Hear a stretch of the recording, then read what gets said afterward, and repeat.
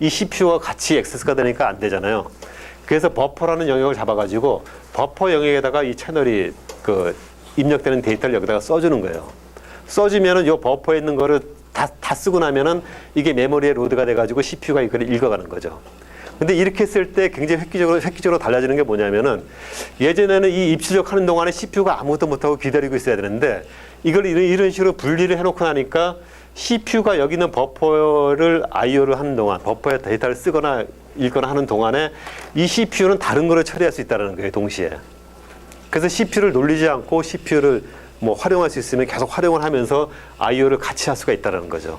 그래서 이거를 하기 위해서 여기 만든 게 인터럽트라는 개념을 만들고 그다음에 입출력 명령을 만든 거예요. 인터럽트라는 개념은 뭐냐면은 그 CPU가 딴 일을 하고 있는데 예를 들어서 어떤 인풋이 들어와요. 그러니까 카드가 들어오든 테이프가 들어오든 데이터 입력이 들어오면 이 입력된 걸 여기다가 써야 되잖아요. 근데 무작정 쓰면 안 되고 이거를 CPU가 장악을 해서 잡고 있으니까. 그러니까 여기서 이제 인터럽트라는 신호를 CPU한테 날려줘요. 이 인터럽트라는 거는 이것도 이제 그 뒤에 더 나오겠지만 굉장히 중요한 개념인데 그 우리 평상시에도 인터럽트라는 용어 많이 쓰죠. 너 왜 나한테 인터럽트 그러 뭐 이런 것도 쓰고 그리고 예를 들어서 우리가 수업하는 도중에 뭔가 긴급한 일이 있어가지고 누가 잠깐 수업을 중단시키고 저한테 전달하는 경우도 있고 그리고 또 중요한 거는 화재가 발생했어요. 그럼 화재 경보기가 울리면은 계속 수업하면 안 되겠죠. 수업을 그만두고 뭐 진짜 불이 났는지 안 났는지 확인하고 그게 일단락되면 다시 와서 수업을 이제 끊어진 뒤부터 다시 수업을 하는 거죠. 이런 식으로 중간에 이제 그걸 딱 중단시키고 다른 일을 하게 하는 게 인터럽트고 이것도 마찬가지로 CPU가 어떤 일을 계속 하고 있는데 여기 입출력이 들어오면 입출력된 데이터를 이쪽으로 써야 되기 때문에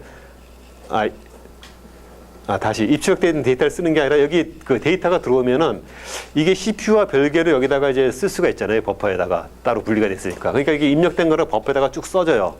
쭉 써주고 써주는 게 다 끝나면은 그때 이 입출력 장치가 CPU한테 인터럽트 시그널을 날려줘요. 그러니까 인풋이 끝났다라는 거를 그 인터럽트 신호를 CPU한테 알려주는 거죠. 그럼 CPU가 입력이 끝났구나 그러면은 이 버퍼에 데이터가 들어있다는 걸 알고 이 버퍼에 있는 데이터를 메모리로 카피를 해요. CPU가. 그리고 카피를 하고 그 다음에 이제 인터럽트가 끝나는 거죠. 그리고 CPU는 다음 일을 하고. 그럼 이제 카피가 돼 있으면 CPU가 하던 일을 하고 여기에서 입력된 그 메모리에 있는 데이터를 다음 순서로 해가지고 바로 처리할 수가 있겠죠. 그러니까 예전에는 입력되는 동안에 얘가 여기다가 쓰는 동안에 CPU는 아무것도 안 하고 기다리고 있어야 되는데 이제 이거 쓰는 거를 별개로 하고 다 쓰고 나면은 알려가지고 여기서 읽는 거는 시간이 많이 걸리는데 요 버퍼에서 이쪽으로 가져오는 거는 같은 메모리이기 때문에 속도가 굉장히 빠르죠. 시간이 빠르죠.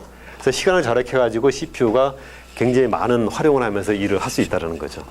반대로 이제 CPU가 그 어떤 그 출력을 하겠다. 출력을 할 때도 보면 예전에는 이 메모리에 있는 걸 출력하기 위해서 CPU가 출력하면은 출력이 다 끝날 때까지 CPU는 아무것도 못하고 기다리고 있어야 되는데 이제는 그 CPU가 출력할 일이 있다 그러면은 이 입출력 장치한테 출력 명령을 보내요.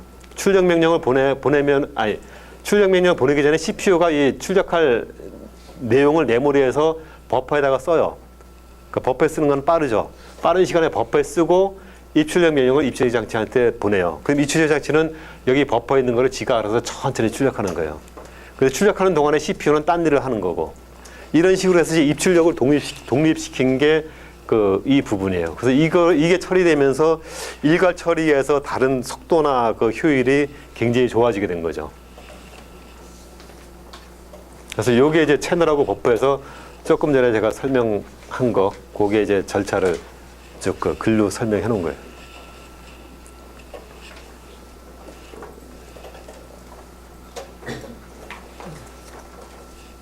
여기 나오는 게 인터럽트가 아까 이것도 제가 설명을 했죠.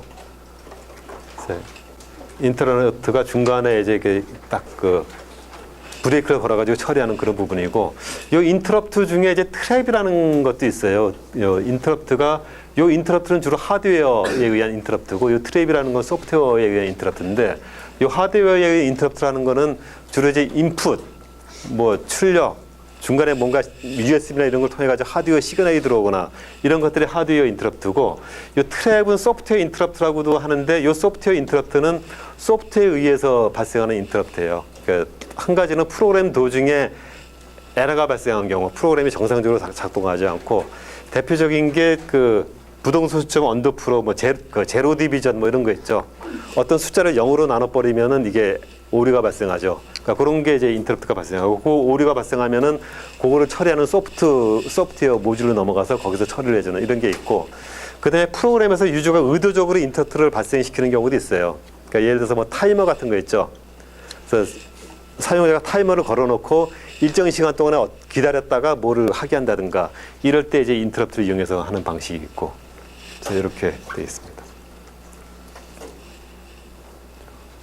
그 다음에 이제 이거를 처리하다 보니까 필요해진 게 뭐냐면은 상주 프로그램, 그러니까 레지던트 모니터 프로그램이라는 개념이 필요하게 됐어요. 그러니까 이게 뭐냐면은 앞 페이지에서 보면은 이런 걸 하다 보면은 여기 이제 그 입출력을 하고 여기 이제 인터럽트를 날리면은 CPU가 여기 버퍼에 있는 거를 이쪽으로 옮기고 뭐 이런 일들을 하죠.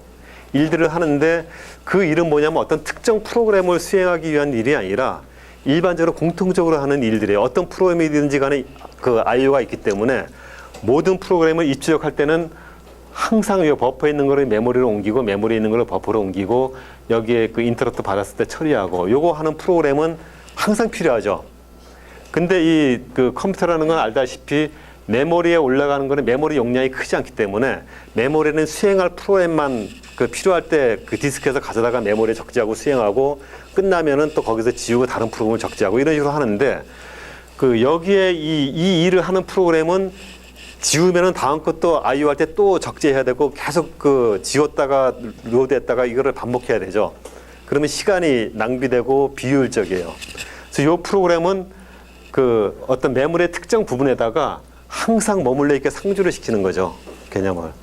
그래서 요거를 이제 그 상주를 시켜서 이거는 필요할 때 항상 따로 뭐 디스크에서 불러오는 게 아니라 인터럽터 걸리면은 바로 그 프로그램을 항상 실행할 수 있게 그런 식으로 항상 준비된 상태로 만들어 놓는 게 이제 레지던트 모니터예요. 그래서 요것도 어떻게 보면은 그 효율적으로 처리하기 위한 OS의 하나의 그 일종의 그 방법인 거죠. 그래서 여기서 하는 일이 이게 이제 메모리다 그러면은 메모리에서 적재기 잡 시퀀스 제어 카드 번역기. 이게 뭐냐면 아까 그 IO 발생하는 거 있죠. 그러니까 인풋이 일어나면 그 인풋된 거를 읽어다가 뭐 메모리에 적재하고 그다음에 거기 적재된 메모리를 어떤 순서로 실행할 건지 이거를 이제 스케줄링하고 요런 일을 하는 거를 이제 그 모니터로 해가지고 이거는 메모리에 항상 상주를 시키는 거죠. 그리고 나머지 프로그램하고 뭐 사용자 영역에 있는 거는 디스크에 있는 거를 뭐 그때그때 스위핑하면서 하고. 아까 인터럽트 하고 나서 네. 버퍼에 있는 데이터를 이제 메모리로 옮기신다고 하셨잖아요. 네. 근데 입력할 때는 이해가 되는데 네. 출력이 끝났을 때 인터럽트가 끝났을 때 다시 메모리로 데이터를 굳이 옮기는 이유를. 출력할 때는 메모리를 옮기지 않고요. 출력할 때는 거꾸로 메모리에 있는 걸 버퍼로 옮겨요. 버퍼로 옮기고 여기에 출력하라라고 명령을 보내는 거죠. 그럼 입출력 장치는 버퍼에 있는 걸 가져다가 출력하는 거고, 그리고 출력하는 동안에 CPU는 다른 일을 하는 거고.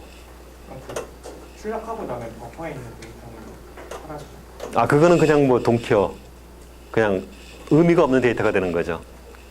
그래서 다음 어떤 프로그램을 읽을 때 버퍼에 뭐 클리어시키고 사용을 해도 되고, 이 버퍼에 없다라고 생각하고 여기서 뭐 데이터를 거기다가 오버라이트 할 수도 있고. 됐죠? 그렇게 되고, 사실은 이 부분이 이게 이제 OS의 시작이에요. 이 전까지는 이런 개념이 없어가지고 항상 이 메모리는 필요한 프로그램을 가져다가 메모리에 넣고 실행시키고 끝나면 버리고 또 그 다음 프로그램을 가져다가 올려가지고 실행시키고 이런 개념이었는데, 이제는 이 IO 그 채널을 독립을 시키다 보니까 이거는 항상 프로그램 될 때마다 똑같이 반복되는 이제 모듈이 된 거죠. 그래서 이 부분을 모아가지고 이렇게 그 모니터라는 개념으로 해서 여기다 적재시켜 놓고 이 다음부터 이제 뭐 프로그램을 올리고 내리고 하면서 실행을 시켜주는 거죠. 그러면서 이 기능이 점점 커지면서 이게 OS가 되는 겁니다.